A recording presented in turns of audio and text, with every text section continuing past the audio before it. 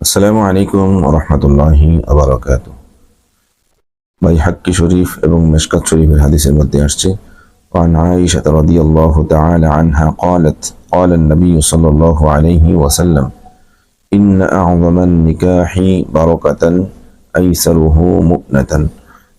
হযরত আয়েশা রাদিয়াল্লাহু তাআলা আনহা থেকে বর্ণিত, তিনি বলেন, নবী করিম সাল্লাল্লাহু আলাইহি ওয়াসাল্লাম ইরশাদ করেছেন, নিশ্চয়ই সেই বিবাহ বরকতময় যে বিবাহের মধ্যে খরচ কম। সুবহানাল্লাহ।